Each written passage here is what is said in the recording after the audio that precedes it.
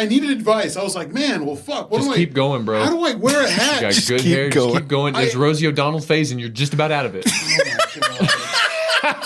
He ain't fucking lying. It's so bad. Like, what do I do with this? There's nothing I can do about this.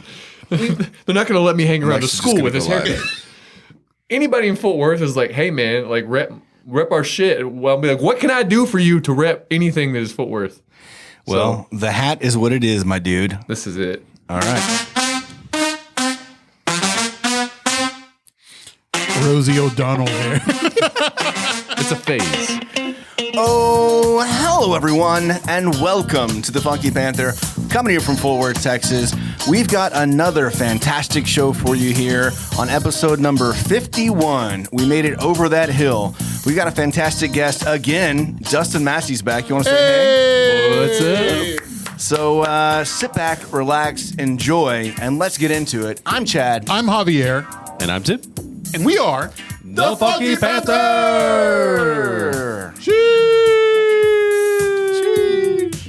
Man, welcome back. Welcome back. Welcome back to the show. You're our first double dipper. Ooh. Right? What? He's our first double dipper. No. Who's our first double dipper? Well, Jared was on here twice.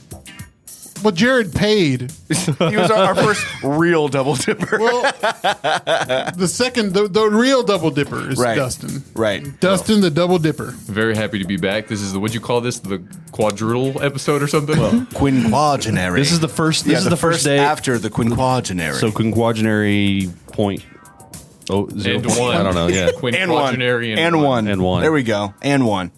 So, man, welcome back. So good to see you. I mean, we've seen you at a couple shows. We've seen you, a little bit out and about. But it's been 3 months since we first met you here in this room on the podcast. Lots happened in 3 months for me and you guys. Indeed. sure. That is correct. Tell us about the past 3 months for you, my friend. Past 3 months, man. So I was on just like a couple weeks before the single release, right? Yeah. And saw some of you guys out there. That was cool. Sure did. Yeah. That was a really cool night at Magnolia Motor Lounge. It was like we had done really well with ticket sales and pre-sales and everything. And I think it was like Wednesday and the show was Saturday. They were like, hey, restrictions just got lifted. We're going to add a whole bunch more tickets. And I was just like, ooh, we got to it was really exciting, but also like, hey, everybody, there's still a whole lot of tickets left. So please buy them. Right. There was a lot of people. It looked like a packed show. It was. It was fun, Absolutely man. was. Those are the nights that I kind of dreamed about and wanted to do music. So it was really cool, and I felt like the song was received really well. Mm-hmm. Yeah. I mean, pretty okay. It's pretty okay. I think that's just stuck. I mean, I'm going to be pretty okay guy from now on. Yeah. I'm going to put that on all the merch. But yeah, that was great. And then as we had shows booked out over the last 3 months, but it just so happened that like we were filling in the gaps. And I think at one point we played like 9 weekends of music. Wow. Like straight from the end of February till sometime in April, then took like a week off and then got back at it. And all kinds of unique shows. Y'all saw the post show. Went to the post show. Man. Released a music video. Yeah, That music was so video much release fun. day. God, it was amazing. That place was packed, too. Yeah. But we sold it out. We sold that one out. And I mean, that blew my mind because it's like a stripped down acoustic show or whatever. And Right. it had Sam Jones on keys, which was super cool. Yeah, it's like gratitude and a lot of humbling, exciting. he was for feelings. sure it was Sam Anderson at first. Yeah. He had the Yeah, it sunglasses did. on and everything, Yeah, and it's he's his like, "Is that doppelganger Sam for sure." Anderson?" had a I was squint. like, I really don't think so. It's like, when did he start playing keys? But then he pulled up like an Instagram post, and they legit had the same exact like red sunglasses. Yeah. I'm like, well, now you got me thinking. Like, That's the Walter Sobchak sunglasses. Walter subject. Oh, from a Come on, from a Big Lebowski. yeah. yeah. Oh my god. Ready at all times. Great fucking shows though, man. Great, amazing. Like at the Mags show, I remember you were prepping, and I was like, "Well, I want to say hi, but I don't want to bug him." And I went to the pisser, and then like you pulled up next to me. I forgot what you said. I just thought, Nice guy. Probably like heard the guy tonight's kind of a douche, but that's what you we're gonna said. be nice to him or something. I don't know. That's exactly what you said. I feel like before every show at Mags, I run to the pisser, like coming in through that side door because there's no like green room or anything. I'm like, I gotta go run to the pisser, get ready to go on stage. So I'm not like I have to pee myself up there halfway through a show, and you always run into somebody next to the urinal. And what's cool is when it's somebody who has no idea you're the dude about to play. And then I just like start talking shit about the guy who's about to play. And then he's like, yeah, dude, kind of seems like a douche, probably really into himself. Guy's a total tool. How many times has somebody been like, yeah, no, I've heard that for sure. So that actually Dustin, happened. he Coming sounds from like an ass. My friend Kumar, he was in the stall and he heard me talking shit about me to a guy at the urinal, and then to just hear somebody just shit talking Dustin Massey coming from the stall, and I was like, this is gonna be a good night. This is awesome. This is great. Love it. Pressure's gone. I'm surprised he didn't say, hey, who the fuck's talking shit about my boy? But yeah, man, last few months have been awesome. We did the 95.9 The Ranch thing. Yeah, It's yeah. helped out a ton. That was really cool. We were pumping you, and I was texting that number. Pause. What? She said we were pumping him. James Harden pause. Pumping him in. I would say I think there's something really cool about like the people that listen to you and like your following, your friends, your family, the people that actually listen to your music and love your music, is that they are very like All related to me. no. I'm just kidding. Actually, they're just your family. What's the deal, dude? No, like they're very dedicated and really good fans. You know what I mean? Like when we were at the post show, like everyone was just like getting into it, and someone mentioned 95.9 The Ranch, and everyone pulls out their phones. Yeah, dude, we found out on stage that we made it to like another round, and that happened for like, I think like 3 or 4 weeks in a row. I was getting off the stage. We opened for Mike Ryan at the Backyard in Waco, and it was a great show. It felt great. It was like the first time in a long time we were like got to open for somebody that sold a ton of tickets. I think there was like 1,000 people there that night at the Backyard. Oh, wow. It was a really cool feeling. And the only time that happens for me is when I get to open up for somebody who's great. And we're like riding this high, getting off stage. I'm like walking off the stage like I don't have to jump back up there in literally 90 seconds and start getting all my crap off the stage. But like, I'm just going to pretend I'm a rock star for 60 seconds. Somebody get me a bottle of water. And my then girlfriend, and then like 2 days later, fiance, Chelsea, is like yelling from the crowd, like, babe! Hey, I'm like, yeah, cool, girl, right now. I got to go do my thing. And she's like, you posted the wrong number to vote for. Oh my God. You're number 2. You posted 1. And I was like, cool. That's been up the entire show. That's great. God. Somehow we still won. I have no idea. So I guess people were following instructions like, this idiot, he's First of probably all- wrong. He was 2 last week. So. First of all, you were wrong. Second, you still won? Yeah, I don't know how This that guy's going happened, but places. That was a lot of fun. That's awesome. I have a lot of cousins that voted for me, I guess. That means that people that weren't just following you were also voting, which is I a big guess. deal. Yeah. We got to do like an interview. I was with Ben Ryan on the ranch. Oh, that's awesome, yeah. And, Good old Ben Ryan. That was super cool. And like 95.9 The Ranch is the station I like grew up listening to. Right. You know, it's the one in my mind was like, how cool would it be to turn that on in the car driving around high school in Granbury or whatever and hear yourself. And so, you know, after like week 3 of hearing Pretty Okay, it was kind of like, okay, this song's probably going to get really annoying to me. But no, I was like super grateful that it got to keep being played. And, you know, like in those moments, I'm like, hey, I may never hear myself on the radio again. This was really cool. Thanks for phoning me in, Mom. And everybody voted. And he said it was like, he was like unofficial, but like for sure, like top 5 most votes ever. So like, Wow. appreciate it, but like have your people spam us a little less. Was that your first interaction with Ben Ryan? I'd met him Yeah. a few times. A super sweet guy. Always. Yeah, really cool. He's local. Graduated from I believe Keller High School. Really? So yeah, real cool dude. Well, Do you follow him or something? Like No, so in person behind him? Yeah, I follow him Watch in your person. back, Ben. No, I've met him. I've met him a few times, and he's a real big. Ryan, where are you now? Oh. He's a friend of one of my other friends who's she started off, she was going to be a singer songwriter, and then she had a bad accident, kind of left her where she can't play guitar anymore, but she writes songs and she sold like tons of them now. So it's kind of her side hustle. But we became friends with Ben Ryan, and I met him through her, and yeah, cool dude. Cool. He's also got a lot of ties with like Panther City Brewing. Panther City Brewing, yeah. Or Panther Island Brewing. What the hell, dude? Yeah, Panther Island Brewing. I'm out of my mind. So yeah, a lot has gone on in the past 3 months. Then you said you got engaged. Congratulations. Yeah. So it's like single release, playing music again, the 95 on the Ranch thing, Just a couple of life music changes. video, and to top it all off, the like best thing in my life, I got engaged. She's awesome. So Yeah. very lucky she puts up with me. Yeah, she's a cool chick for letting you come out with us that night that you did, and whatever she was graduating. You know, that was Yeah, that was Man. She's pretty awesome. It was We really got to fun. meet her at Like, Post too. we Yeah, got to meet her. It's really nice. She is like extremely supportive and also to the point of like I think she's like side manager and make sure I'm on top of my stuff doing my. It's like if Afton isn't doing it, then she's got to come and she's gonna be like, "Listen, honey, Shout out Afton. you got to," because she's gonna be really upset if you don't shout her out. Right. I'm probably gonna like my phone's in airplane mode. I'm gonna have a text like I'm gonna kill you.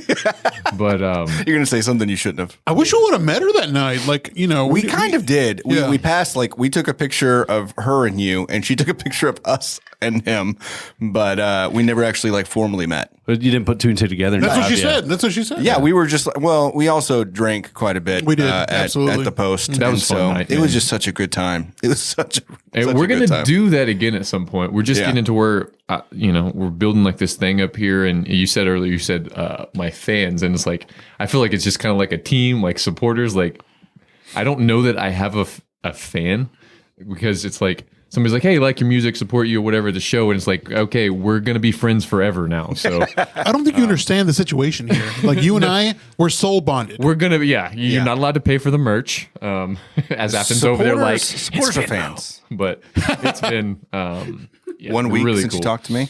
Okay. We could just sing that song. But, so my, I was plugging my fiance for a second. Yeah. The third date we were on, she came to a show. Actually, I don't know if you could count it as a date, but she's really cool. And she showed up to a show out in Dallas. And before the evening was over, she said, I think I might like you, but I'm not going to be some girl who's like chasing around some like musician Right. with a van, Right. chasing after a dream or something like that. I just don't know if that's for me type Yeah. of thing. But you're a nice guy. And I Some just like pretty that. boy musician. I just like to put that in there. I guess it's not I hope you In put ri- that in the in writing. vows. Hey, something like that. I'm writing it as we that's speak good. right now. Do you have a van and does she follow you? I don't have a van anymore. Sold that thing during Man. the lockdown, and so she just drops me off at gigs. So, Hey, nice. Cool. but no, she's like super supportive, and it's awesome. But And number one pick, Jaguars. Dude, you have got so much shit. you know how going hard on. it is to balance all this stuff. I didn't I want to can't talk even about that. imagine. but- Wait a minute. What? Trevor Lawrence, dude, Lawrence. number one. Oh yeah. Signing bonus Good for number job, one by the overall way, dude. I cannot wait to see you on the field. Once I get that Straight killing contract, like all the money straight in the bank, that's at least like 3 months of losing money playing music. Absolutely. Yeah, for sure, And then you got Tebow as your tight end, so you're good to go. dude. I remember I was like, oh god, I gotta make that. I gotta Photoshop him in there. Dude, that was perfect. That was 100% Javier. That was awesome. He didn't tell us he was doing it. He my just God. threw that out on social media. Yeah, all of a sudden it popped up and I'm like, what I was is at this? work. Like who did this? I was at work. I'm like, oh, I gotta fucking do it. Oh, I gotta do it. Did I tell that story about the IA airport last time I was here? I can't remember. don't think It was so. like right after Clemson won the national championship. Yes, and, in the bathroom. And I have a lot of interaction with other dudes at the urinal. Apparently. But I'm just like 'cause doing you're my so thing. tall and I'm they're just doing afraid my you're thing, looking and at 'em. I feel this dude just. And I'm just like, it's like a T-Rex. If you just don't move, it can't see you. I don't know. And he's like, "Hey man, you play for Clemson?" He's like, "Zip. What if I did? I don't know. This is weird. Like, we're not gonna be cool now." But No, I just look a lot like the guy. Then he follows up with, I like your music. I have an alias. It's Dustin Massey Music. Go stream all of it. Oh, you should start doing that. Just say, yeah, I don't like people knowing. I don't want to keep it on the down low. So just this is my alias. Just listen to him. Like my underground name is Dustin Massey. Like I play really good shows in Texas. It's just the thing I do. Yeah. So some dude's over there tweeting. He's like, man, I just met Trevor Lawrence and he says he plays shows in Texas. It's weird. I feel like we're like the exact same size, and I imagine if I stood next to him, he's like got 20 pounds of muscle on me, and he looks so skinny out there. Yeah, because how tall are you? I don't know, 6'5" and skinny fat according to my calendar. Yeah. The boy got to work out. The boy got to work. Why you gotta bring that up? I mean, look at him. I mean, I've been, I ask for extra larges, but then I just leave them in the dryer like 3 cycles, put those bad boys on, and it's just like, Fits. I don't need a workout. No. I'm busting through this. That's right. This is an extra medium now. That's And, what we call schmediums. Mediums. My nipples can cut through the shirt. That's what you think. So you've played a ton of shows. I don't know I know last time you were here and a couple of times since we've seen each other, we said we were going to meet at Smokestack for drinks. Right. Look at like number one things to do on our list. There we go. And every time that we're like, oh, we're free, you've got a show. Yeah, and that's been it's hard to complain. It's the weirdest thing, man. Like I didn't have a show this last weekend. Yeah. And I had I chilled with Chelsea the whole time. We met up with some friends and caught up that we hadn't seen in forever. I watched the Mavs game at home on my couch. Nice. That was cool. Like I have a TV and I didn't have furniture last time we were here. I had a rug. Look at you coming up in the world. I just had a rug. Is it because she moved in? Yes. Okay. Exactly. Yeah. We call it her big girl furniture. It's really nice. We left my IKEA couch that was broken. No, not putting my nose up to IKEA because it's kept me with furniture my adult life. But got rid of that giant spool that was the coffee table. Basically, it was a hand-me-down coffee table. My boy got the come up. But no, she had nice furniture, and she that's my excuse for why I had just an empty home until she got there. That's what women do. Women, at the same age level, they go out and buy the nice furniture and stuff. And us guys, man, we're content with just like lawn chairs in the living room and maybe cardboard box. Shh, don't let me in with that, boy. All right. I like nice things. Old box spring having ass. I like nice things. Old box spring on the bed on the floor. No box spring mattress on the floor. You're good to go. When she moved in, there was this huge box that showed up with like a bed frame. I had a king size mattress on it's like a dual box spring, but on just a box. I'm just enjoying a lot of really fine, nice things now that I have a fantastic. I tricked a wonderful woman. Oh my! Sounds like a win-win for you. Everything's good. We have an air fryer. We're bougie. New tax bracket. Good Lord. The air fryer was a game changer for us. Shit. The oven's there for looks now. Oh, yeah. We don't even use that thing. We're about to get a Blackstone grill to put in the backyard, and then we're going to do I just got a flat iron grill on the backyard. Yeah. Love that thing. We're going to do one of those like Komodo, whatever, like the green Komodo big green dragon? You're gonna get a eggs or Komodo whatever it dragon? is. Komodo dragon. Dude, those things are dangerous. Yeah, I know. Yeah, they can kill you with a bite. That's they're fine. I poison. think they venom, right? Yeah, they have venom in their It's fine. bites. It's It's trying to fine. kill you. They're like 100 pounds. Yeah. A lizard. Yeah, it's going to cook my meat too. When our old buddy Zeus comes back into town, Dustin, y'all got to come out. I want to have something here at the house. I want to have like a nice little cookout. And Let me know. It's just got to be on like a Tuesday, though. of course, it's going to be fun. We're going to have a grand old time. Man, I know we were thinking about trying to get together for the Sunday Mavs game, but I'm Yeah. almost glad we didn't because that was just like It hurt. That, It got- hurt. that felt like Yeah. some. I would have been pretty depressed It if we kind were of out felt and like about. a Cowboys game. And all. Like, Oh, man. First two games looked so good. And then Oh, the next amazing, two games, you know? it's just like there was only one player that was in it to bring it. And the rest of the team just seems like they're all trying Yeah. to make threes for Yeah. whatever reason. They can't get in the paint. Let's talk They're just- about it because I mean Yeah. I've been a dream. Like it'd be a dream to be like a NBA analyst. I Yeah. I play a little ball in school, and We heard. If you can't tell already Like- how tall he is. You boys tall. not a lot. There was a lot of bench sitting, so I had a lot of chance to sit there and like Analyze. view and really think about like if I was athletic, this is what I would have done. You know, he didn't just go to school for basketball or anything. So you weren't like what's his face in Varsity Blues sitting there reading like a book behind the playbook? No, okay. I was just sitting there just thinking like, what excuse do I have to tell Dad why I got no minutes again today? Like that ankle was killing me. No, I don't want your life. but no, man, the Mavs. Come So, on. okay, so you analyze why have we lost the last two games? I just don't want. I want to sound really like objective, but Get in there. Get in there feel real like- nice and deep like. well, we play better on the road. Yeah. I don't know what that's about. I don't know if that's like a little just like no pressure type of thing. Yeah. But we went to LA and I think it's a little bit like we didn't have a lot of pressure. They kind of did a little bit. And then there's the whole like they kind of tanked to get us. And then we Yes. come out there and you got guys like Hardaway Jr., who I love him, but like he's not, man, I feel like it's like just blasphemous. Do it. He's not what he was those first two games. No, Okay, not at all. That's No. the height. That's like this is great. But every time he hits one of those awesome shots, I'm really excited. But I'm like, game 3, like he came out and he hit a couple shots in that first quarter, and you're like, is this about to happen though, where those don't go in anymore? But he just keeps shooting those because all our guys, like who is doing anything other than Luka? And it feels very much like there was two options. One, it's the offense is Luka. Go play basketball and do stuff. Yeah. Let's set you picks. Yeah. Right. And then when he gets triple teamed and isn't hitting crazy shots, he's kicking it to other people. And they just throw the ball up. And they, for 2 games, they were lights out. We were shooting like unreal. And LA wasn't doing that great. And then you get to game 3 and like that first half of the first quarter was great. Oh, yeah. And then all of a sudden we just became like normal again. It was like, we are who we thought we were.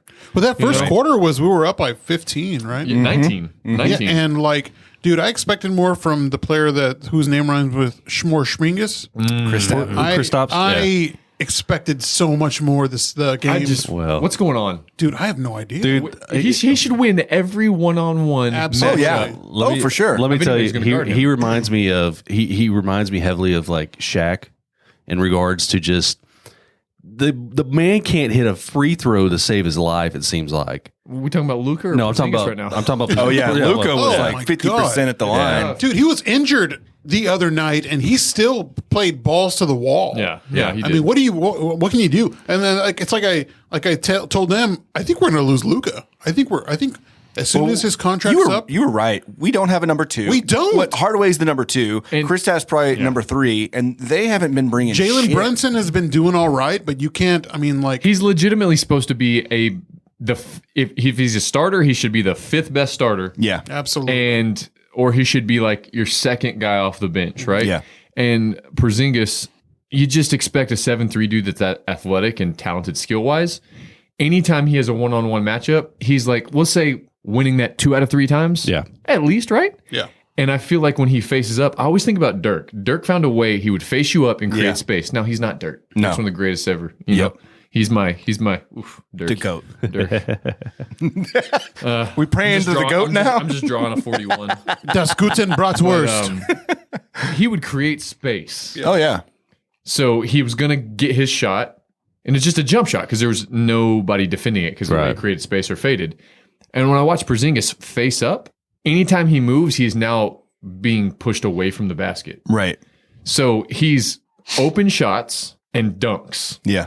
like oops from Luka. I don't know when he's doing other things other than that. And I want him to prove me wrong next game. He may come out and drop 30 and 15. They have to. They really have But to. you haven't seen anything like that so No. far. And the Clippers are just like a nightmare matchup for Yeah. us. Especially because you got Kawhi on the other side. Paul George really exploded. Yeah. Game 4. They've got 3 or 4 that are like real good energy and feeding off each other Yeah. and going for it. Like I'll say one thing about last year when we played the Clippers in the first round. I think if Kristaps was there, I think we would have won the series. I think if he was healthy, we would have gone further. I think we would have made it to the Western Conference Finals. But the way he's been playing here the last two games, I can't see it. I'll go back to Luka's. He's not going to be here. He's going to go to the Lakers. I really hope not. He's going to go to the Lakers. Shut your mouth. Because it sucks to say because we came off of Dirk, which is another subject is really tender because you kind of squandered his talent away. We should be 3-time champions right now. At least 2. At least 2. Probably like three. Okay. Have you listened to the Whistleblower podcast yet? No. No. I'm sending that to y'all. Listen to it.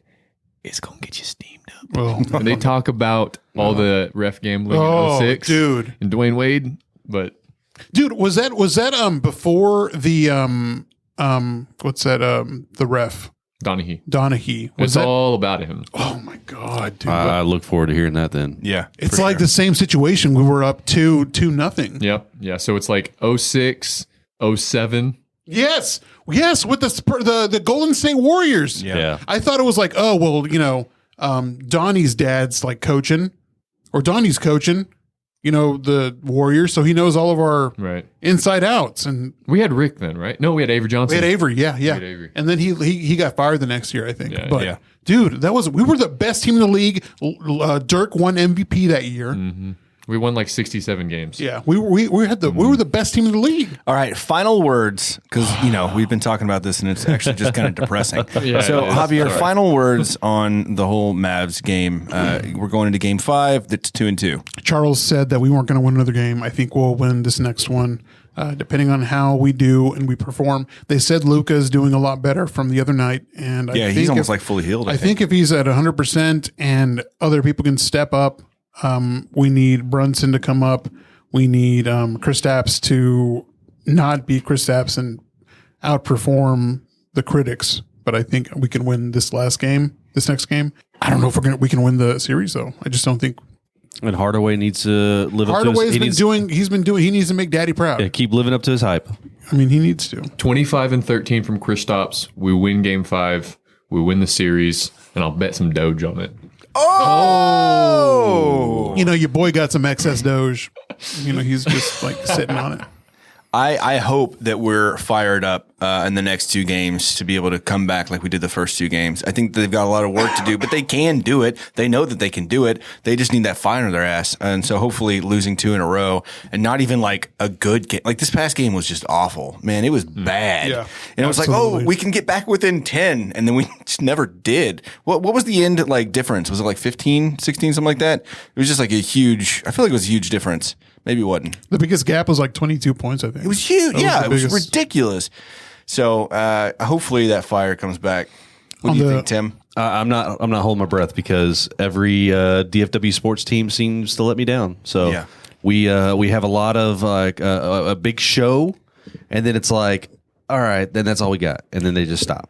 On the group chat, Luca is shooting like 40% from the free throw line, which is correct. He was missing a lot the other night. Hot garbage. I I thought that's what you meant by Shaq comparisons. Well, yeah. Thanks, Nick, for the answer. But did you know that Shaq in his career has only made 1 3-pointer? Yeah, it's What? like deep, isn't it? Yeah, And that doesn't surprise me at all. 1 3-pointer. And this was the Funky Panther Sports Center. Da-da-da, da-da-da. Didn't you have some Mavs question stuff? Do you want to go ahead and get into that since we've talked so much Mavs? Yeah, we could totally just jump right into that. Let me... Sorry, Dustin. I know we're going to talk about your stuff, but man. I mean, No, I'm just- we went over it. I gave you the cliff notes. He's not our special guest after all. We're just hanging out now. We're just chilling. You know, this is all this party is. If We're you just, knew how much the Mavs were just a part of my heart. dude, Ugh. you messaged me like right after I was like posting stuff about it, and even like tagging or like putting you and Luca.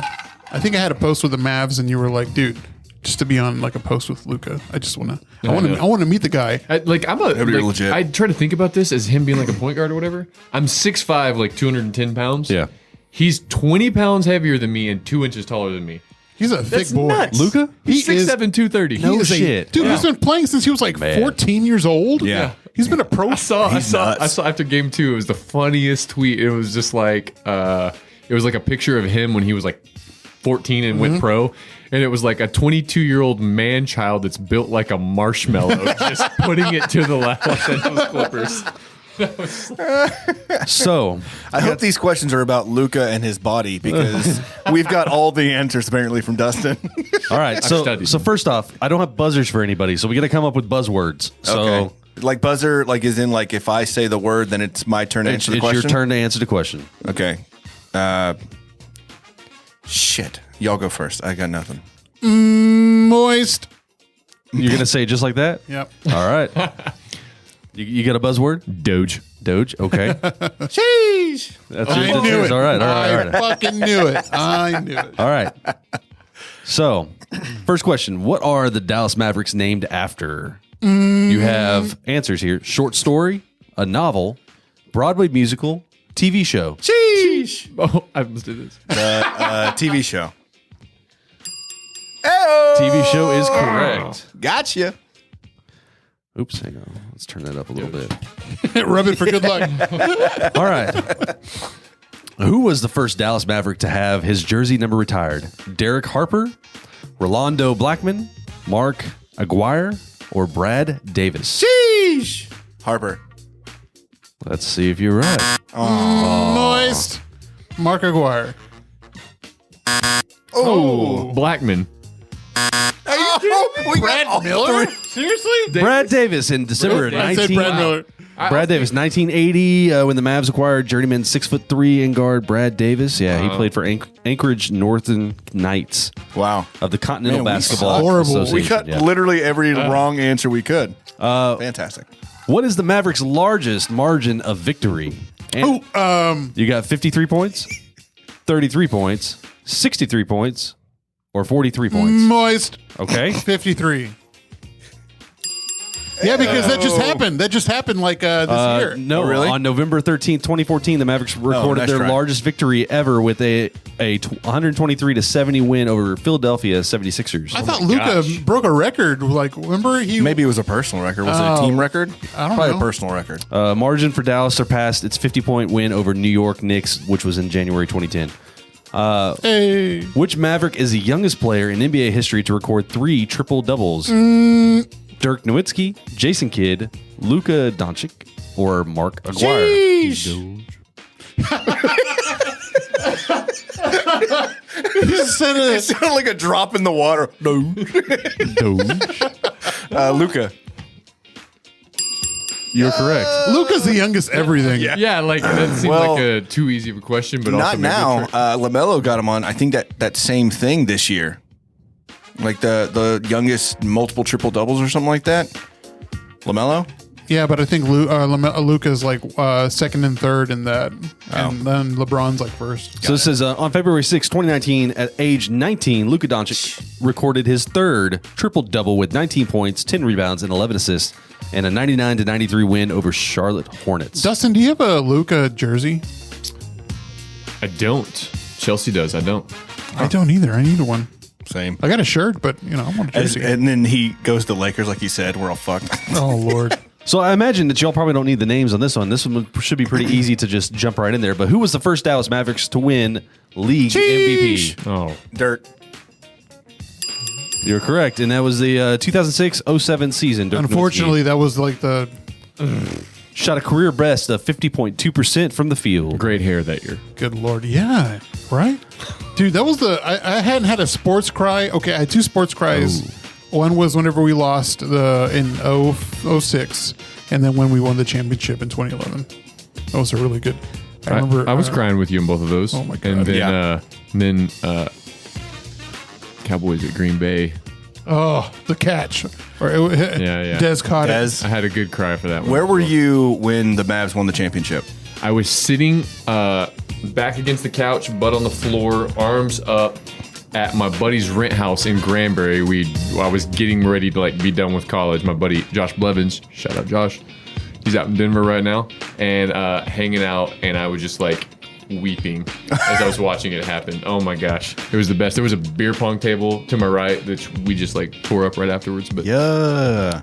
Frankie's, baby. We're at Same. Frankie's. Yeah. We there was, and it was hilarious because there was a Heat fan who had his phone charged. He was talking mad in the state shit of Texas, in the state of Texas. He was there was a lot that came out of nowhere He was that talking, year. but this one in particular, he was talking mad shit. You know, he was Yeah. like, "Man, fuck y'all gonna lose, motherfucker. We're gonna win this. LeBron's gonna take it over." And he's like, and I remember he got his cell phone, put it in one of those boxes where you charge your phone. Somebody stole the phone, and then he was like, "Who the fuck took my phone? Which one of y'all did it?" And we're like, that's "Man, jacked fuck up. you."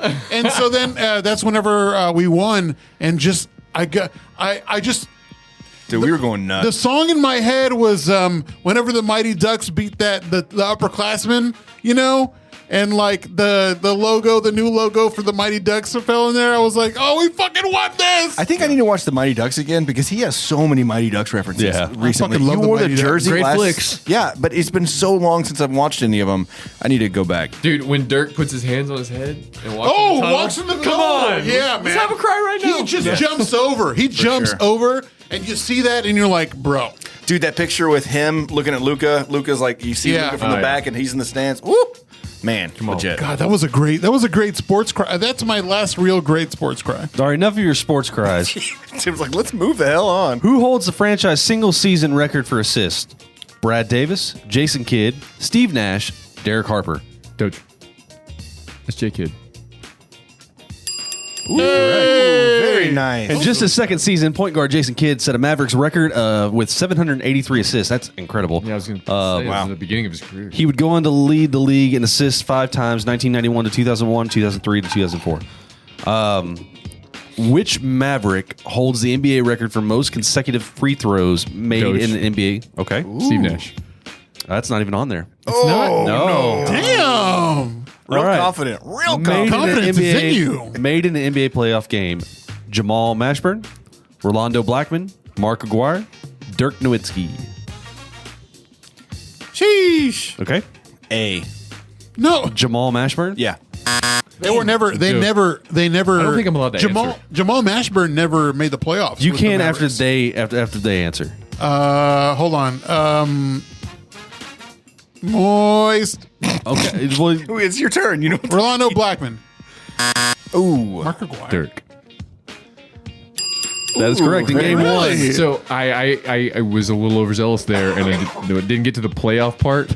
And I don't even Yeah. know if Steve Nash was the right answer. I just had a conversation with a dude at the gym the other day about Steve Nash's free throw records, and it was on On your mind? Yeah. caffeinated or something. Side question: Yeah, like, do you caffeine. think we would have won more titles with Steve Nash? Like, do you 100%. think, like, is that one of the things that irks you? Like, we could have won more. That's what Yeah. Mark Cuban's like I one of mean- his greatest. I think so. Dude, I This is love really- Steve Nash.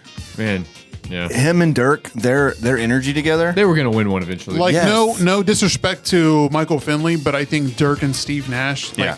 especially because Steve like had MVP like 2 or 3 years or something like Twice, that. yeah. Twice. And with the Suns, he was the balls out. He even made the finals one time. Yeah. Western I mean, Conference Finals. He yeah. never made the finals. Yeah, you're right. Yeah. But good Lord, man, like, 04, 05, 05, 06, I think he was the MVP.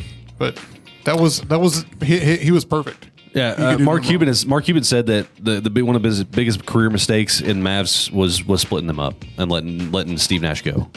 He was a true number 2. Yeah. What is the longest winning streak in Mavericks history? 19 games, 21 games, 15 games, or 17? Doge. Okay. It was 17, and it was the beginning of a season. It was like the first 17 games of the season. I remember that. In 2006 to 07, Yep, the Mavs yep. notched multiple double-figure winning streaks, including a 17-game streak from January 27th to March 11th to help them finish the season with a 67-15 record. Wow. Do you remember that was no 2011 was the season, but 2011 when they won the title after guy who always chewed the straw, Tough Juice on Twitter or something like that. I don't know. They just played. They had a like the pledge. They're like, we're not going to lose any games for as long as we can, and they just wore like black suits all the time during the 2011 run. And they're like, man, we're gonna win. We're gonna go to the fucking playoffs. We're gonna wreck everybody. And who can say, hey, shut up? Cool story, Hansel. Do you think, real talk, do you think that the road the Mavericks took Glad it in wasn't me this 2011, time.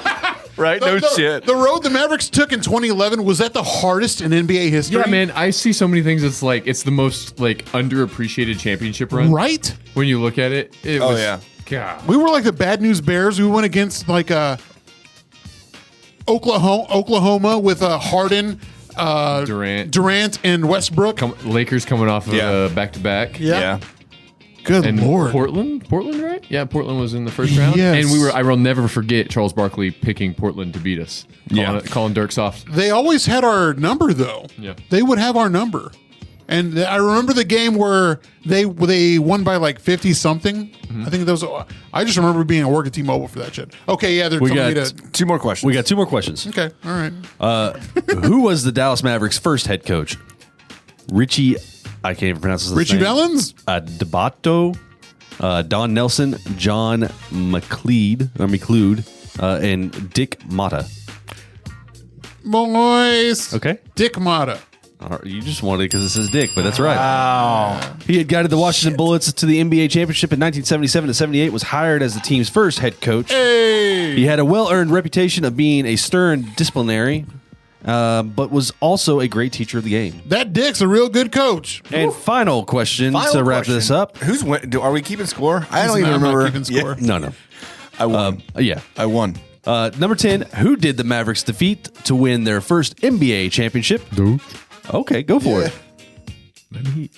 Miami Heat. Redemption, baby. And that is Redemption! Going into their 2011 NBA Finals, the Miami Heat were heavy favorites with their newly acquired superstars LeBron James and Chris Bosh, along with returning superstars Dwayne Wade. But the Mavericks defeated them in 6 games, avenging a 2006 NBA Finals loss and claiming Dallas's first NBA championship. You know, that's what made it sweeter, though, because that was the year of the big 3, and they're like, not 1, not 2, not 3. You know? It just It felt was so really good. good. Oh, yeah, it was great. That was dude, I remember that. That was That was awesome. the peak of my Dallas sports fandom, and I am a Dallas sports fan to a fault, all the way through and through. All right, and if it wasn't up for Javier's, let's Horrible talk more about story. this and talk stories, we could have gotten through that a lot faster. Oh yeah, Sorry. yeah. I enjoyed it. It was fun. Or we It could was have a done good more questions because there's 3 pages, 10 questions each. time. Holy shit! So maybe later. Well, that was fun, man. Thanks for putting those questions together. Yeah, That was a good time. It was a good time. Made sense. We were already kind of talking about the Mavs, right? But you know what? We need to get in some more pressing issues here. Back to Dustin. Is it about aliens? Oh, okay. No. Oh, it's about aliens. Oh, wait, Just what? listen to the Joe Rogan, Neil deGrasse Tyson. We can talk Oh, about I need to aliens. listen to that. I saw it on It's the. good. It's good. It is? I mean, Neil deGrasse Tyson just shits on all of the fun things Joe wants to talk about aliens. Yeah, it's just, I can debunk that real quick. I saw him live. Come on, Neil. Just come on and just Give in. Just tell us that I think aliens this are is real. right, and I think you're an alien, Neil, Joe. quit. You know too much, Neil. If Neil deGrasse Tyson just looked across from Stone Joe Rogan and was like, Joe, I'm an alien, Joe would be like, I knew it. How many people would fucking believe that too? Oh, I would. I 100%. Yeah. I gotta stop being Joe Rogan guy. Like I'll be like, dude, the other day I was listening to Joe Rogan, and I was thinking about this thing, and it's just like to like 80% of people, unless they're your Joe Rogan listening Uber Yeah. driver that is like super cool, like everyone's like, well, this is not gonna make any sense or be valid. I have to pee. Elon is also an alien. Yeah, by for the way. sure. Yeah. Nah, Oh, or 100%. robot alien. Robot aliens. Go ahead. What were you going to say? I was going to bring up, so speaking of aliens, and this is off topic, a new single release on 6/11, huh? Yeah, 6/11. Really excited about that. I guess we just did our first post on like socials last week. Yeah. I felt like it was pretty cool. It was a little short rockin'. Yeah, just a little teaser, yeah. little teaser, a little taste. But yeah, I've been so excited about this one for a while. It's like all of the music we've been sitting on since the beginning of 2020. Yeah. And if you come to live shows, it's like we play most of the songs that are on the record.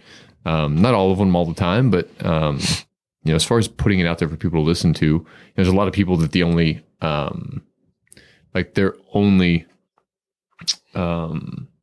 experience with my music or the band is just what's on Spotify. Right. It's like 3 songs that are acoustic and then pretty okay. And it's interesting, like somebody, I guess I won't say who, but we got hit up. I got hit up to open for somebody at Tulips a while back, acoustic. And I looked his music up and he was a bigger artist. And I was like, man, I don't know if I'm the fit for that. Because this guy, I could have done it acoustic or whatever, but that guy was like very singer-songwriter and I do that thing well or whatever, but it was in regard to like when we were going to release this next single. Yeah. And I was like, I just don't think we're a match for that. But then it's like, well, the only thing these folks know about what I do is like emotional singer-songwriter guy. Right. And then pretty okay. It's a radio jammer, right? But yeah, June 11th we're releasing, like I feel like Pretty Okay was the like very palatable and easy to receive, like singable. It's a vibey song. It's cool. But I'm just ready to kick the doors in with the next one. So we're releasing Bad Love as the next Hey-o. haven't like said that yet. Yeah. But You heard it exclusive. first. Exclusive. But we're releasing Bad Love, and it's like it's a song that I Sorry, Jesus. I love how you shut the door so you can get ice, and then you just I'll come in take here some. and I'll take some. That's why I got it. I don't want to be My selfish. God. With my boys. Taking a little I'm pour good. of this. I'm too. good. Let's take Have a another little pour. Yeah. of course. Thanks for bringing the bourbon. Yeah, thank you. Shout out So we had Silver Star Whiskey. Yeah, we had the regular whiskey last Yeah. time. This is our straight bourbon, which is what I was trying to get, and that is delicious. Really good. Yep. Yeah, we're gonna tag them in this. I can't Yeah. see how much I'm pouring. They hit us up on little social more? media A little sometimes. more, They're please. they're awesome and love going there. Oh yeah. In that little bar. Me a little. Yes, please. All right. Yeah, see, I need to check out there. I need to check that little bar. We need to go together. That'd be a good time. So Bad Love. I'm just spilling. That's No, good. go for it. I'm just I don't know. On June 11th. Yeah, so Bad Love on June 11th, and it's just I started writing this song before I even moved to Texas. Okay. All I did is just had this like guitar riff that I was working on, and it was just like a guitar exercise for me, and I started turning it into like my own little song. I had the riff, and I basically had what the music was going to be.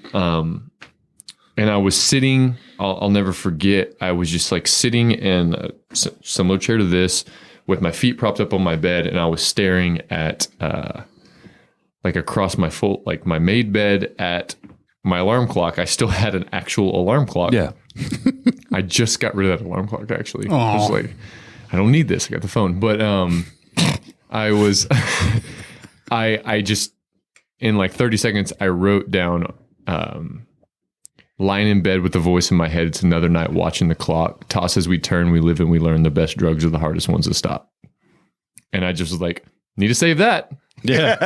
And it just stayed in the notes in my phone for like 2.5 years or something. I guess that was like summer 2017, I wrote that down. Yeah. And I never did anything else with it. And then we were in the studio and I showed it to Bo, my producer, and he was like, yeah, I could get down with this. And he had like a little idea of the direction the chorus should go. And that turned out to be the right thing to do. But I still hadn't finished the second verse of the song.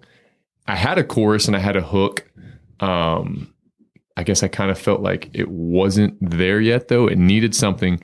And Fort Worth guy that I had been looked up to for a long time, been to a lot of his shows growing up, and just been blowing his DMs up about, will you please write with me, Joey Green. That's a guy you should have on the podcast one day, man. It's just like one of my favorite songwriters.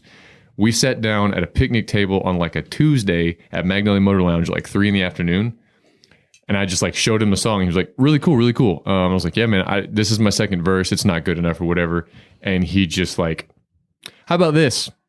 Does it?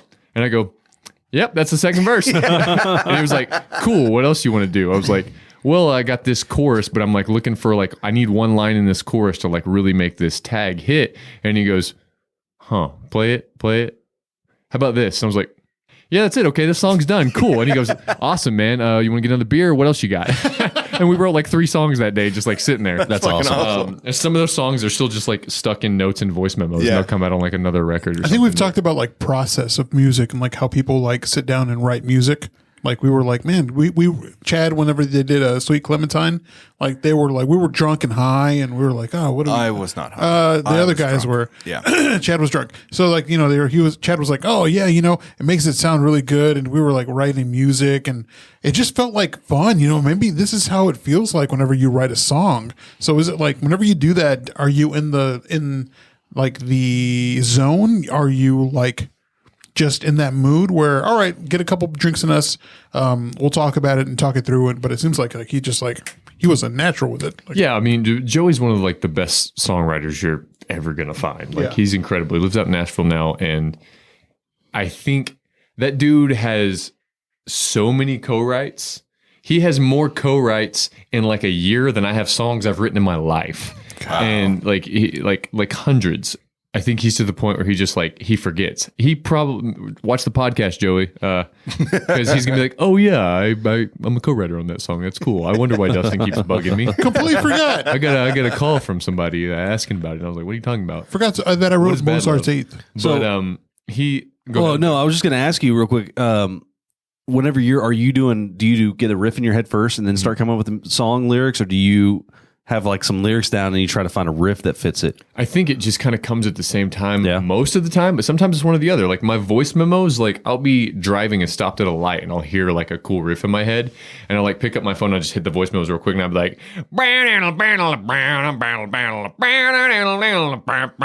That's actually my next song. I'll write that. I'll write that one day. Copyright. And I'm like, Funky I Panther. literally, if I ever lose my phone and somebody goes through it, it's just gonna be like, what is this dude talking about?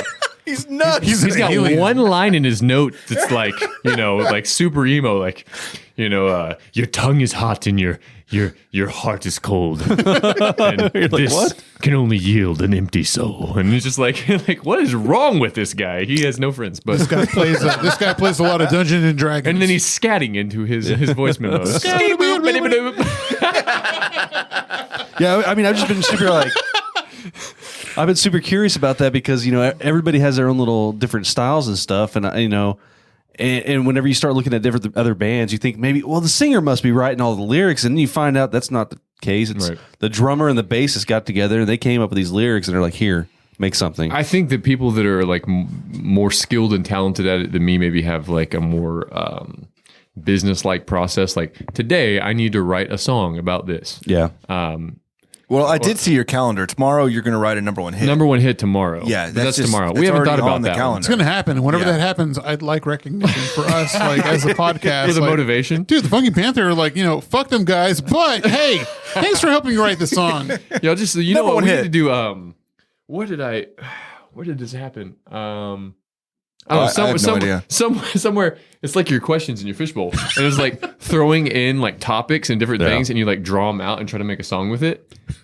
And like you kind of can like I Dude, one that time- would be a hell of a lot. That would be a good time for sure. It's really fun. I sound I'm gonna sound kind of like a jerk or tacky, but like somewhat making fun of a lot of the mainstream pop Nashville country music. Yes. Oh, yeah. And so somebody like challenged me, and I had done some of the the drinking and the things, and I'm sitting there with my guitar, and they like play me a song. I was like, nah, I can write that. I can write a better song than that in like 2 minutes, and I'm not even that great of a songwriter. Come on, let's go.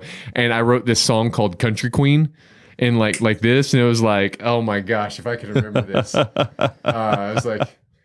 She's my country queen. She's my bonfire babe, and we're tailgate talking, and we're staying up late and driving down. And I was like, You just did 100%. Toby Keith on the back roads, and we're driving them roads that nobody knows. Or Oh some my shit God, like- dude, I it's swear like, to- it's like a song like that. And I it's just swear like to Christ, you better write that. I've heard that on the radio. No. That's every single Nashville Yeah, song, exactly. like pop song. I've heard that's that come out, before. Yeah, like it's just a mashup. Of Right. like, but Amazing. We need to clip. We need to. I gotta clip that. find it somewhere. I think there's a voice memo somewhere, but Afton wrote that. She's It's like like- circa 2011 voice memos.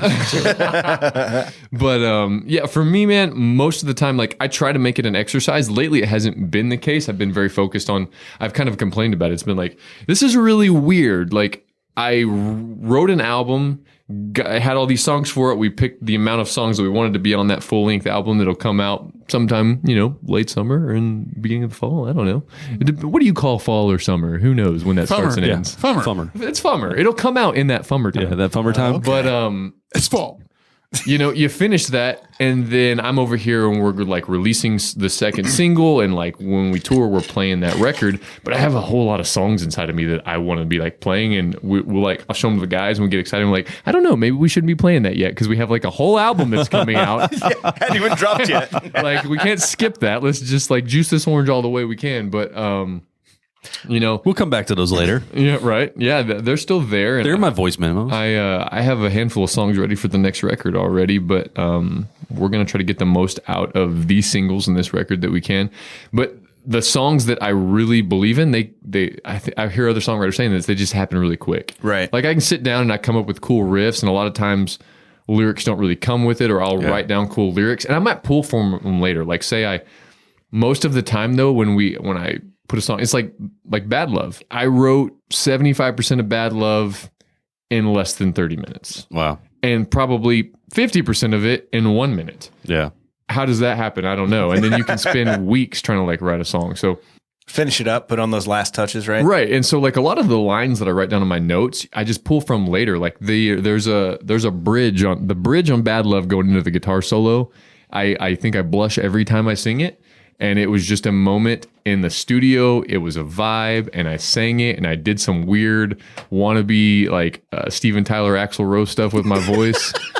And it's rock and roll It as is. hell, man. It's stuck, and now you gotta do it every time, yeah. But I was not even, I like improv'd the lyrics, and it just stuck and worked. There was nothing written down. Wow. I just improv'd it. And the way we cut this single as well as the entire record it was really cool. We went into the studio, and we've got the whole band, and everybody's kind of like blocked off. So like my instruments aren't feeding into this guy's microphones and stuff like that.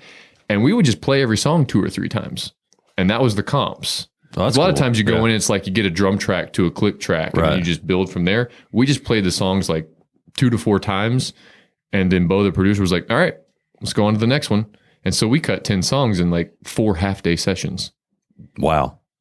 So that was pretty cool. But anyways, yeah, most of the time when like songs like really like that I believe in and know are going to stick and hopefully put out, the music and lyrics come together at the same time. That's really cool. Something I really admire about you and your music is that like I really like Pretty Okay. It's a great song. It's pretty okay. You know what I mean? But like it's also very much different than well, everything you do is a little bit different, right? You've got some rock, you've got some country, you got some slow, you got some fast.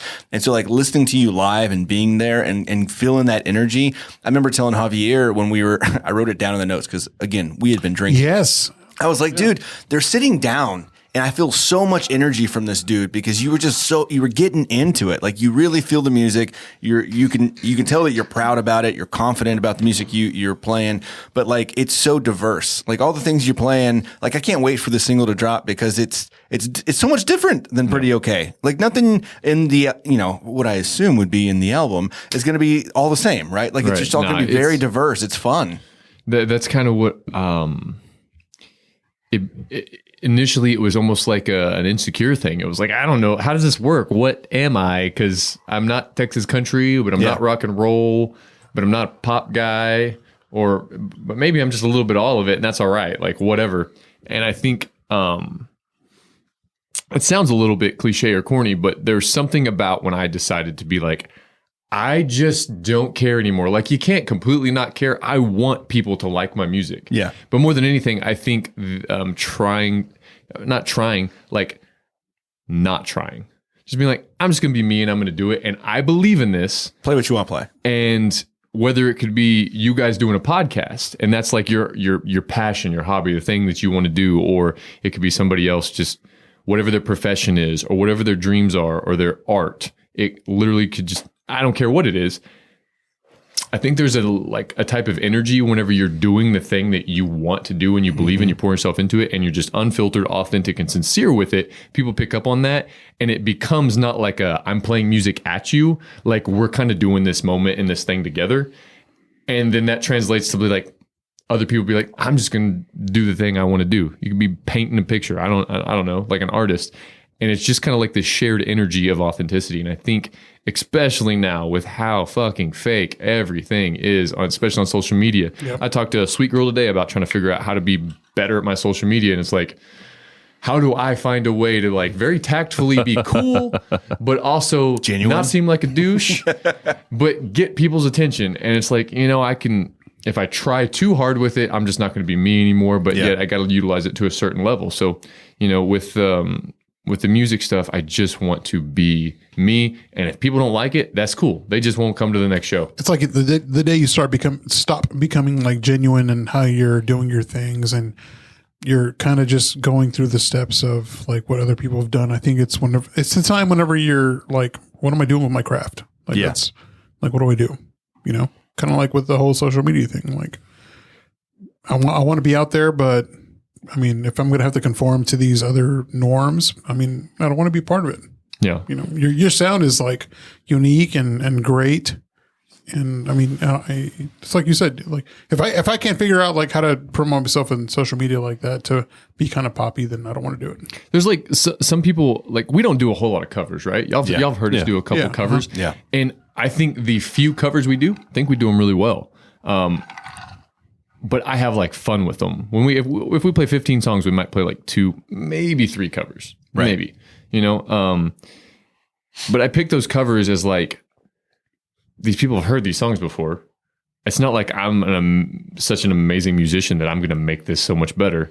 So if I'm going to do a cover, let me do something that is fun to me, that you're going to really see me having fun and you're going to want to be a part of that, or that like really means something to me. So a lot of times people will suggest a cover, be like, oh man, I really wish you'd do some Van Morrison or this and that, and be like, Van Morrison is great, but I just haven't had that moment with one of his songs that I was like, I need to perform this live because I'm going to enjoy that so much on stage. So what did I do? Hit Me Baby One More Time by Britney Spears. And for some reason, I just had a ball with it, but I think it was a lot like I did that a few times, and I think people had a lot of fun with that. Oh yeah, for sure. Have you considered, like, with again, being very diverse in the songs and the music, like, have you thought about in your head, because it seems like something you would probably do, because it sounds like something I would do, is that, like, what radio station would this song be on? Yeah. Because they're so, like, they're kind of all over the place, right? Like, do you think that Bad Love would be on the Ranch? Ben, I showed it to Ben, and he was like, well, have you heard the stuff Coetzel puts on here? Like, I think you could, like, say some of this stuff and be on here. Like, give us a radio edit version, though. Wait to get back. But, I think about that, because it's like, there's definitely songs in the album that like the Ranch, it's just not in their Where are they vein, gonna fit? right? Yeah. But there might be some stuff for like KXT or like other radio stations, and it's kind of cool to me. Yeah. To think feel bad for like my publicist having to try to like figure out where that stuff needs to go, because it's not as easy as like I'm a country guy and so Right. it's going to go to these country stations, but it's just a lot of fun to me, honestly, and I feel like when the album does come out in what would we Fummer in Fummer, yeah. in Fummer, Infomer, my favorite Fummer. hopefully people will like listen to the whole thing, even if they only give a song like 30-60 seconds and they skip to the next one. I'm just like so confident that there's no screamo metal on it and there's no legit rap on it. That's Yet. not to say and there won't be in the Yet. future. But I feel like there's something on that record. I can help you with that, by the way. Dude, Fantastic rapper. Screamo? are we gonna No, not the Screamo. You should do a yeah, fantastic you should do a rapper. cover of No Diggity. Like, that's what you should do. Ooh, yes. Yes, No diggity. please. little collab? Yes, little please. collab? Talking about the authenticity and stuff, I've seen some big name bands play that were like my heroes, right? And then I go see them live, and I'm like, dude, y'all sold out. Like y'all have no heart and soul into this whatsoever. But the guys opening for them, you're like, Yeah. oh my gosh, like I don't know who these guys are, but they just freaking killed it, and they put all that energy and all, and it really does. And I don't think a lot of people realize that until you're actually there seeing it. That you do have that, what energy you put out. I mean, it really sets the mood for everything. And I still like Smashing Pumpkins. I loved them, absolutely loved them. I went and saw them live, absolutely hated them. I was like, they sold out. Right.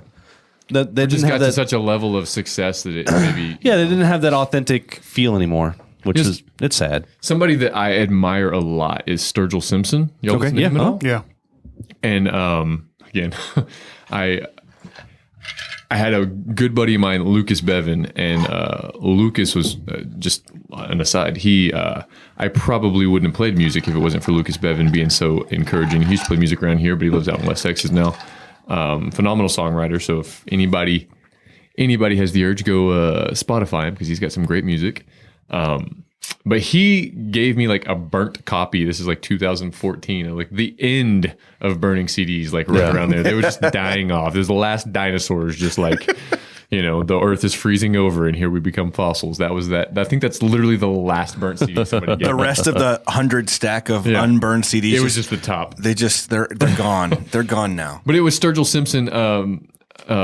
His second record was Meta Modern Sounds in Country Music, was what it's called, and blew me away. And I was driving to Colorado from Granbury, so I had like 13-hour drive, and I didn't listen to anything but that album on repeat, and like became a huge fan. Then I listened to his interview on Joe Rogan, the first one, and he's had like 3 or 4 now, and you just listen to that guy talk about like his process of making music and just not caring what people want him to make. His first record is very like Kentucky, Appalachia, like folk country.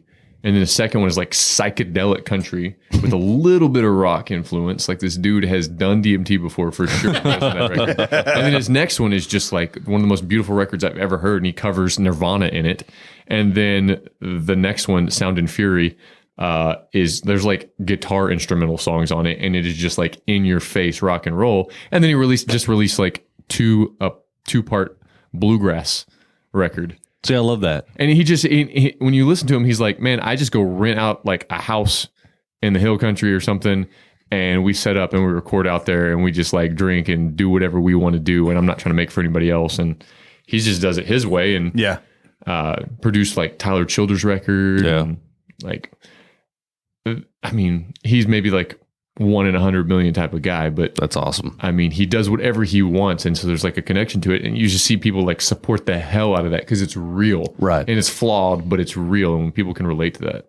Well, when you want to rent out a house and just like drink all the time, we'll help. We'll be there. I mean, we won't really help musically, but like just to support, tell you what's good and what's not. We'll be there for you. But you'll be featured on one track at least, spitting some bars. Yeah. Yes. Did you ever watch Sonic Highways, like Foo Fighters Sonic Highways? Like, No, Foo but Fighters. So I've been told a few times recently that I have got to watch that. you have like they go to different venues. Every track is recorded in a different spot. But just like what you're getting is like every track is recorded in a different like location, different setting, different environment. Different legendary spots to record, like Sound City in Seattle. Okay, gotcha. They recorded Yeah. or Austin, they'd recorded at somewhere. What's it called? Jack White's place or whatever. Yeah. No, they recorded at who's that guy that's saying something with Justin Timberlake?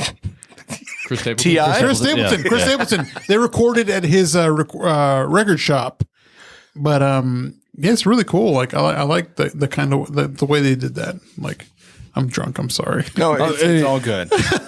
Dude, that's a cool concept if you think about it. Like you're gonna get a different. I mean, every environment's going to give you a little bit of different sound, and I mean, it's going to be produced at the end and mixed down and everything, but there's going to be that little bitty nuance like that you're going to pick up on every single song, which I think that's freaking awesome. I need to see it. I haven't seen it yet. All right.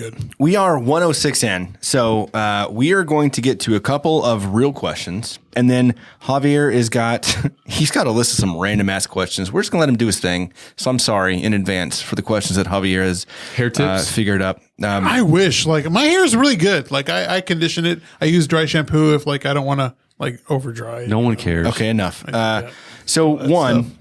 We talked about, we haven't really seen each other over the past few months. You've done a ton of shows. Which one of those shows were your absolute favorite and why? Man, that is so tough. Put them on the spot here. It's really hard not to say, golly, that is so tough. I loved them all so much. I got to open for some people that I looked up to and play with some great people. I mean, man, the post show might have been my favorite one. Really?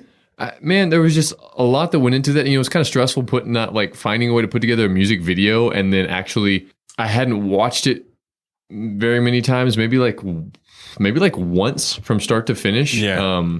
Since it had been done, and to watch it on the big projector screen after our show and everybody be there, and like I felt proud of it. There wasn't any like cringe, like well, mom's gonna say it's good, I was proud of it. I was like, you know what the hell, man, that's really cool. That's gonna exist forever. I thought we did something that was sincere and good. And tried something that was kind of a little bit, I don't want to say it was like intimidating. That's a little dramatic, but I mean, it was out of my comfort zone. Right. I loved how intimate it was. The whole show at the Post was just super cool. And it had been a long time since it started earlier. Yeah. I had like some family come out that had not really seen me play. And that was cool, but lots of friends. And the fact that it was a sellout. I think it was like 100, 105 or 107 or something like that cap venue. But we sold it out early, so like I didn't have to be... Jesus. Sorry. That was all me. Javier's tanked. I got to get him at 4:30 in the morning. But you brought the bourbon, so it really is... I did. This is my fault. I brought gifts. But the post show was just really special. I hadn't ever played a show like that. Just 2 acoustic guitars and the keys. It was a really cool way to hear that and to feel like this is a whole nother thing that I can do that I've never done before. And all the sound effects on this show are going what nuts. Is it called? ASMR? ASMR. Yeah. ASMR? Yeah. Just put the cork up there and just... Some weird shit going on. But that was a fun show. If that was your favorite, then I'm glad that I was there because I think so. There was bigger ones. Yeah. There was more I mean, shoot, we played the 22nd with Giovanni and the Hired Guns at Mule Barn, and it was packed. And I thought it was one of the best shows as a band we'd ever played. Yeah. Like just start to finish, I was like, man, we're kind of like feeling like pros at this thing. This is great. But the Magnolia Motor Lounge show, obviously, like finally releasing music and being able to play it wasn't a sellout, but it was a full capacity show, and people could stand in front of the stage and be around. That was great. But if I have to pick one of those nights to relive, I think it was the Post. Nice, love it. Yeah, I loved the Mags show because it was full of energy, and the Post show was like it felt very private. Like it felt like it was like inclusive. It's like you were shouting out people in the crowd, and we were all looking around, and people were listening. Yeah, absolutely. Oh yeah, and We had a great time. I think that's a big test of songs too, and it made me proud that like I can put like awesome musicians on a record with me, right? And we can make amazing sounds, and you can kind of like almost hide the lyrics within like really good music, or hide vocal takes within like amazing mixing and production stuff. So if you're going to strip it down and play these songs that like are rocking on a record all the way down to like, Wannabe and some of those more intimate ones, and play them that way and feel like people are still really connecting with them. As somebody who's just dreamed of being able to be a songwriter and have the confidence to do that, it's kind of like this, like I just like bared it all, and like people like, at the very least, we're just like accepting of it. I'm not even going to say it was like awesome or something. Like people accepted me. Right. And that's well, no, cool like feeling. like even with Chad, like every time you'd finish a song, I'd look at Chad and be like, yo, everybody would be crapping. Crap. They were crapping all over the place. People were just crapping. Man, Sorry, what I'm happened? sorry. That's how good it was. And he was so good they were crapping. I was like, yo, I looked at him like, bro, that was fucking badass. And he's like, yeah, man. I was really into it. It was a fantastic show. So much energy. I want to take more people. What? A lot of fun. I want to take more people. Yeah. God damn, this whiskey's really. Hey, so We know. do you have any summer plans or touring plans coming up? Yeah, man. June is pretty stacked up. So we've got we'll be at the Rustic Dallas with the Steelwoods. If you haven't heard the Steelwoods, man, they kick ass. They're so good. I think I don't want to butcher this. No. I think they're actually like Afton's favorite band. I think that she was like their number one Spotify listener of like the last year or something. She's the one that made it happen. It's like in her Instagram bio, like, hi, I'm Afton Strain. This is what I do. I listen to the Steelwoods more than anyone. But we're playing with them at the Rustic Dallas on the 10th of June. Okay. I think there's a couple spots left. It's like a ticketed show for like you buy seats. But I looked yesterday and there was like a couple blanket spots in the back left and like one table or something. was it for that? The date? Yes. June 10th. He was about to say it. I interrupted him. I'm sorry. June 10th at the Rustic Dallas with the Steelwoods. That's going to be a lot of fun. And then the next day on June 11th, we will be in Fort Worth at Tulips, our first time at Tulips with Emily Wolf, and she kicks ass. She has her own signature, like Emily Wolf guitar. I think it's an Epiphone. Oh, Emily. If it's a Gibson, it's a Gibson or an Epiphone. But It's one of the two. It's a 335 model. It's beautiful. Shane, who It's plays a signature lead guitar, Epiphone. Epiphone. That's what I thought. Because Epiphone is owned by Gibson, I believe. And Shane, when we found out we got on the show, he just sent me a picture of this Epiphone like 335 black. Dude, it's absolutely beautiful. I'm awesome looking at it right guitar. now. And he want it. sends me a picture of it, and he was like, check this out. I was like, that's awesome, man. I can't buy another guitar, Shane. And like, but I'm put that on my list. And he was like, no, look closer and like zoom in, and it's got her logo on it, and it's so badass. Wow. It's like a wolf, and very cool. It really is. It's matte black. It has this like kind of murdered out look with some gold in there. It's Dude, so cool, man. I want it. And she's a hell of a I might guitar. buy Like it. she's a phenomenal guitar player. Her music is badass. I had heard of her before. I hadn't really like dove into like listening to her catalog, but it's great. I feel like she's got some buzz around what she's doing. And so it's really exciting to go play a show with her in Fort Worth. And I'm hoping we have a really good turnout. I think we've sold out all the tables already. Nice. But they're going to, a lot of GA room. And it's a really cool stage over there at Tulips.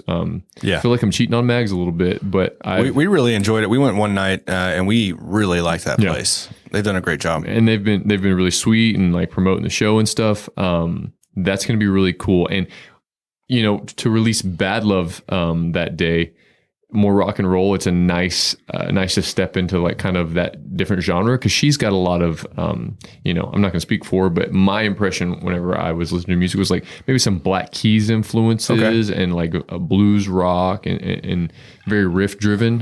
right up my alley. I need to check her out. It's great, man. And a lot of the videos she's playing trio. I mean, you got to be a badass to play trio and make it good. Yeah.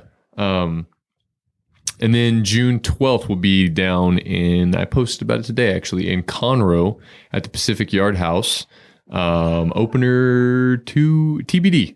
I don't know yet. It's going to be a busy weekend for you. That'll be a busy weekend, and that's our Bad Love single release weekend. So making it a big one. The following weekend, we have some pending things that some shows that I'm not going to, I've learned my lesson. I can't say the pending shows that I'm really excited about. What's the until lesson? they're Is confirmed. Afton's going to beat you? Afton's going to Is beat that the the hell deal? out of you. Afton will hurt me. I'm There's hoping no doubt. so. Like I'm putting it out there. I'm not even like She's got some muscle. if I go Like, she's missing, gonna- it's Afton. You know what? I see Afton backhanding you like, you're doing this all wrong. Absolutely. They're all going to laugh at you. She is a tiny human, but she is fierce. I'm Tiny scared. I'm cinnamon scared of her. But I think you've got right to be. I get it. that should be a cool weekend. And the following weekend, actually, we like leave on like a Tuesday, and we go to New Mexico, and we play in Aztec, New Mexico with Sam Riggs, and then we play in Fort Collins, Colorado on the 24th. So that's June 23rd in Aztec, New Mexico, June 24th at the Aggie Theater in Fort Collins, Colorado with Sam Riggs.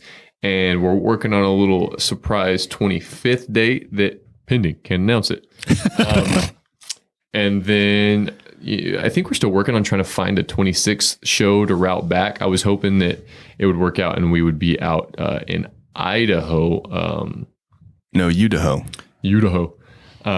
But yeah, June's going to be pretty jam-packed. Sounds like it. A lot of fun shows, and I like to say like stuff that's really fun or impactful, and then stay tuned for some of those pending shows to get announced, as well as July's going to fill up. There's a lot of stuff already on the books for July, even some cool events, festival type stuff that I don't think we've said that we're saying yet. I'd love to see you in Colorado.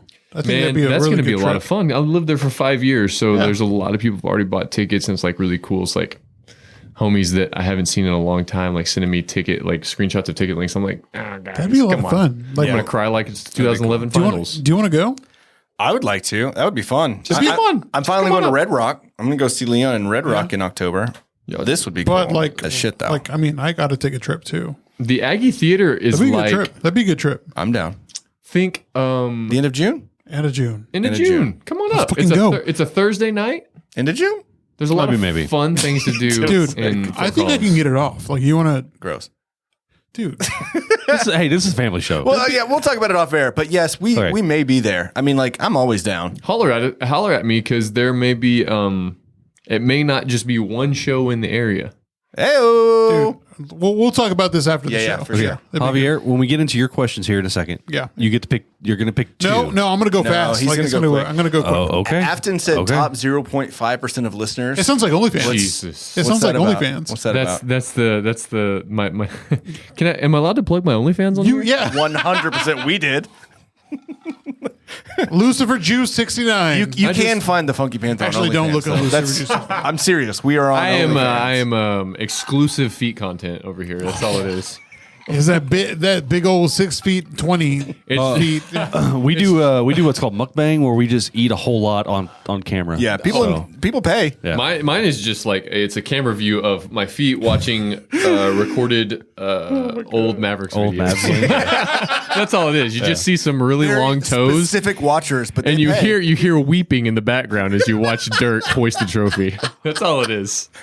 That's disgusting. I'll join you, brother. $9.99 a month, unlimited content. And people are paying for it, so it's cool. Do you want to jump right into Javier's, or do you want to go on to this next one? No, I think we're good. Let's get into Javier's questions, and then we'll close out. Actually, with real some, quick about so you're into Doge. right. Talk about Doge. Doge? Real quick, yeah. Screw you, Elon. Yes. I was riding a Doge high. I was telling everybody, yo, guys, I'm about to get a tour bus because all this Doge. I never said that to anybody, but inside I wanted to might. be able to say You that. still might. We're It's going to still hang on to early. that for a It's while. very Hold, early. baby, hold. Give it time. I, All right. Talk to me about Ring Doorbell. Ring doorbell. Yeah. So I got Ring doorbell, and I've just a couple things about Ring doorbell. One, Chelsea and I decided to install that together. Okay. How fun was that? I thought that I'm like, there's no way we would ever split up. She's the love of my life. We are soulmates. She is perfect for me, and I'm so lucky. And 12 minutes into installing Ring doorbell, I was like, this isn't going to work out. This isn't going to work out. And it's mostly me, though, because I'm over here I'm about to get electrocuted. I couldn't find the breaker, and she's like, I don't think it's that strong of a current. Quit being a wuss about it. I'm like, I don't know. We'll find out. And then I'm like, I've got the flashlight in my mouth. I'm like trying to like do all this stuff. And she's like, I can help you. I was like, well, got it. And like, watch how man works. And she was like, no, seriously. And after I've dropped the wrench like 6 times, she just did it. And I was just like, just please don't tell me. She did it in front of you. Oh, my God. She just like grabbed it and like put it together. She's like, I could have done this like 15 minutes ago. And I'm just like, She just seems way better than you. yes, absolutely. I was like, you just finished the job. I'm going to go make you a sandwich. She's a That's real what I G. said to her. She's a real G. Okay, so second question. A record 25,000 foot skydive without a parachute just happened. Would you take that? Oh, are we into Javier's random questions? Yeah. Oh, okay, it sounds like it. So would you do that 25,000 feet sky jump without a parachute if all safety precautions were taken? Like, would you do it? Like, I feel like the safety precaution is the parachute. well, no. 100%. Yeah, like, what am I like? Am I falling into a trampoline? I don't know. Like, Technically, yes. There's like a bunch of nets that like take the weight. so like. They're literally telling me, they're like, other people have done this. Jump out of the plane. You're not going to get hurt. Yeah, like you're, Aim for the big net, and it will absorb your and impact. it's a huge net. Like, Yeah, it's like massive. for sure. Are you afraid of heights? I mean, so like I did like a lot of like baby like hikes into the mountains and stuff like that, and doing some sketchy stuff when I was in Colorado, and like that's kind of scary. It is. Absolutely. But I've gone skydiving before, and that wasn't scary at all. But I was also strapped to a man that was much larger than me, and I was just like, you know what? Good Lord, you're a big man already. It's a whole thing. It was a whole story. I don't think we have time for it. But like, this guy came around the corner and was like, "I'll take him." I was like, "Whoa!" And I was on the front of him like a baby carrier. You're like, He'll be my Huckleberry. do we need a safe word? Kentucky. Kentucky's going to be the safe word. All right. So, Chad, stop deleting things like so quick. Would you fight one horse-sized duck or 100 duck-sized horses? Again, like one horse-sized duck or 100 duck-sized horses. Give me the duck-sized horses. Yeah. Because I've been like prepping for like that little Chihuahua dog gang in my neighborhood. Yeah. Okay. Yeah. And I Just think punting duck-sized like horses. I'll punt them. Okay. Next question. What is your ideal Sunday? My ideal Sunday? Yes. Oh man, it's like The Mavs doing better? I was gonna say like Oh, dude, come on. That ideal hurts Sunday me. is like I knock out my Costco run early. Oh, nice. Like I think they open at 10, and I'm just like I get home, I chill, and I'm not doing anything the rest of the day except for I might go on one like 20 to 30 minute walk with Chelsea. Yeah. Enjoy that. Other than that, and then before the sun goes down, some sports I really care about come on. In the fall, it's the Cowboys. Right now, it's the Lucas, and they win. Yes, Right. absolutely. And then we just snooze on and get in bed by 10 o'clock. So do you ever get like any Kirkland Select? Is Kirkland Select like a Yeah, Kirkland. Is Kirkland that- brand. I got That's Kirkland Costco. everything. is it Yeah. a Costco thing? Yeah, it's a Costco thing. Yeah. Kirkland everything. Okay. We had a legit crawfish boil this past Sunday. And I got the crab from Costco. We got the Oh, crab man. from Costco. We had crab, shrimp, crawfish, potatoes, corn. We had That the whole sounds so day. good. I'm gonna tell you- it was bomb. Sunday's my Costco day usually. Yeah. Yeah, it's either Sunday or Saturday. So, but typically Sunday because it's Aw, less busy. This is so cute. I'm all vaccinated up now, so I'm in that bitch without a mask. What? Hey. Oh man, I just got canceled Let's somewhere. I don't know. go. Hold on. Which shot did you get? What's up? Which shot did you get? I don't remember the Modelo one. The Modelo one, yeah, that's what I got too. Bro, me too, man. I'm in the Modelo gang. It's a Modelo I'm special. gonna fucking call it that from now on. Oh, what shot did you get? Oh, Modelo. You got the Modelo Especial. Another question. What is your dream collab? Dream collab? Yeah. Like any artist ever in Anybody in history. the dead or alive. One. Oh man, I got to do 1A, One. 1B. It would be John Mayer. Okay. Okay. I Would saw be. your post earlier. I don't even hide it anymore. Let's John make it- Mayer let's- stand through and through. Wait, why did you hide it? Like I used to just kind of be like, I need to be a little more hardcore than this. I haven't really. Nah, I'm just like John Mayer, modern artist. He's in my Mount he Rushmore goes of hard. modern artists. He goes fucking he's on there. hard. John Mayer's a longtime listener. We'll get this happening. Yeah, absolutely. Hey, John, hit us up, John. DMs, John. But Jonathan Tyler would also be real cool for me. So you're just in the John gang? The John Gang. Cool. All right. What was your first concert? Oh my gosh. My first concert. Well, my father would say it was ZZ Top Because my you were mother in was the- like yeah. 6 months pregnant and he needed a DD, I think. Tinnitus started early. But I want to say it was Randy Rogers when I was like 13 or 14. Nice. Chen? Nickelback. Fucking loser. Look at Nickelback. I can't even hate, dude. Like I had all of their records like through like. If you didn't like Nickelback, you're look lying. at, did you say look at this Nickelback? Look at this Nickelback. In sync for mine. Mine was Linkin Park. Nice. Okay. Well, you had to go. Dude. For worth. Linkin Park was probably my number one through like sophomore year of high school. Oh yeah, same. Rainbow, yeah. Come on, mowed lawns every summer, just on repeat. Nickelback. I mean, not Nickelback. Just A little bit of Nickelback and Nickelback Linkin to Park. spice it up. What is your perfect sandwich? Perfect sandwich. Yes. Oh, okay, we're gonna go some honey glazed ham, some turkey, Oh, some bacon, okay. All right. lettuce, tomato, There's no bread on the sandwich. lettuce, tomato, and I want some of the what is it? It's Killer Mike's bread. You know what I'm talking about?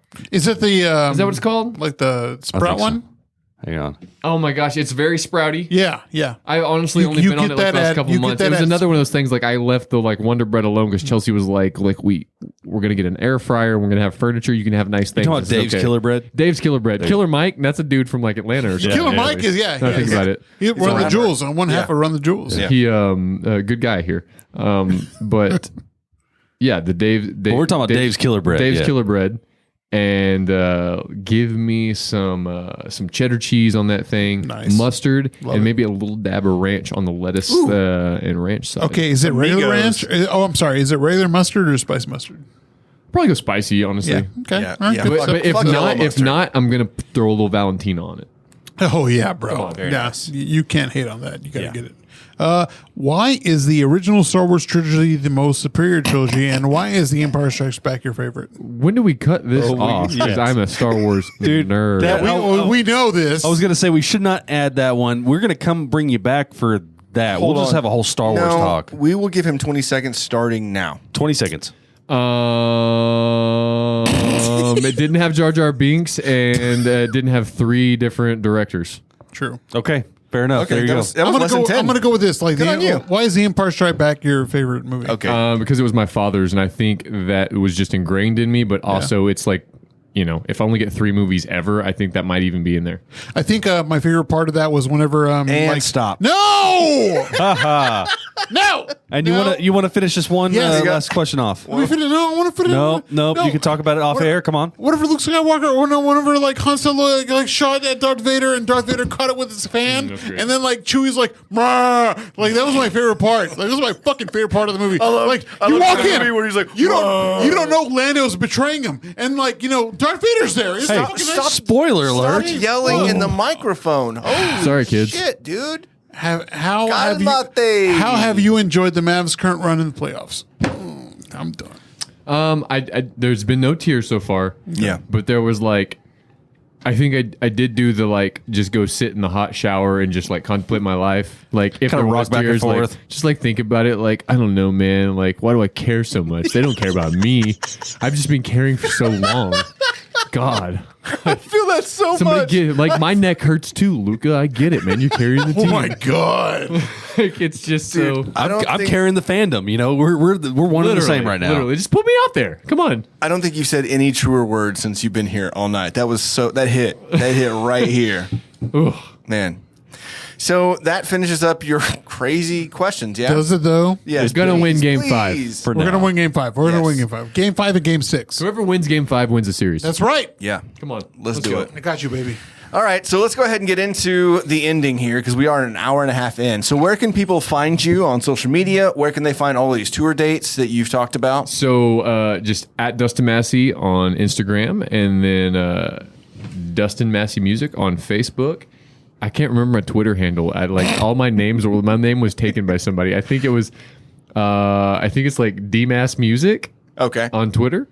But DustinMasseyMusic.com should be launching within a week, and there will be a merch site and a bunch of all the merch that I've had before, in all new colors and designs and options, and some new stuff. So We got pretty okay koozies here. Yep. Also, we have some coasters. Yeah, we got these coasters. Chad's got. I grabbed those from the show. Oh yeah. Grabbed those from the show. Yeah. So Exclusive to that show only. We're not doing those again. do not mess those up. I swear to Christ. So DustinMasseyMusic.com. Yep. They'll be able to find all of your tour dates. They can find your merch. Yep. I'm sure your social media will be linked there too, yeah, probably, everything. right? So DustinMasseyMusic.com. Check that out soon. Dude, we appreciate you coming back out again. Love you Yeah, guys, dude. man. We love you fucking harder. Show 51. We're on the quintoodle. Quinquagenary. Quinquagenary. Yeah, and we Also, get to, thanks for the gift from Silver Star. You know, well, and from Sponsor thank you us. so much. Silver Star, please sponsor us.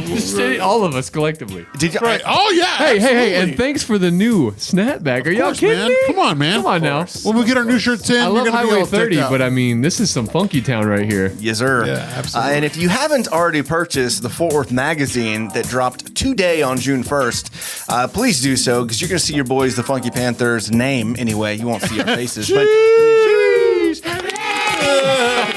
you're going to see us mercy. as Reader's Choice Best Radio / Podcast, and we appreciate very much like Dustin. We could not do this without you all. Like The readers, thank we you so very much. much appreciate all of the fans, all the people that are listening, the people that give us shit because you are the best, the best.